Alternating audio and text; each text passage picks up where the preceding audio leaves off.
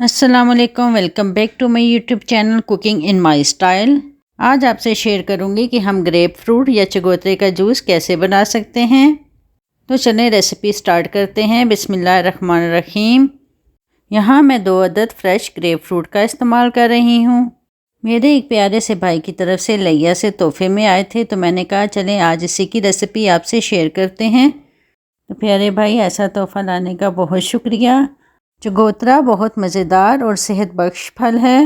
Vitamin C से भरपूर ये फल वज़न में कमी, जल्द के मसाइल और कोलेस्ट्रॉल लेवल को कंट्रोल करने के लिए बहुत मुफीद है। तो जनाब, हम इसे काट के सिर्फ इसका गूदा निकाल लेंगे। ख्याल रखना है कि कोई भी सीड या छिलका इसमें मत जाए, क्योंकि इसके सीड थोड़े कड़वे होते हैं।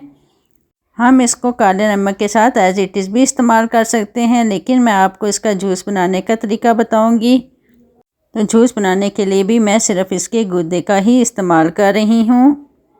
जूस बनाने के लिए मैं यहाँ ग्राइंडर का इस्तेमाल करूँगी। तो सबसे पहले जग में जाएगा चकोतरा। इसके कड़वेपन को ख़त्म करने के लिए हम थोड़ी सी चीनी भी इस्तेमाल करेंगे। फिर जाएगा 1 चम्मच काला नमक, और इसके टेस्ट को बढ़ाने के लिए हम लेमन का इस्तेमाल करेंगे। अगर आप शुगर के मरीज़ हैं तो आप चीनी को स्किप भी कर सकते हैं। अब इसमें शामिल करेंगे 1 गिलास भर के पानी। अब 2 से 3 मिनट के लिए इसे कर लें ब्लेंड। नहीं जी, हमारा मज़ेदार सा झागदार सा जूस रेडी है।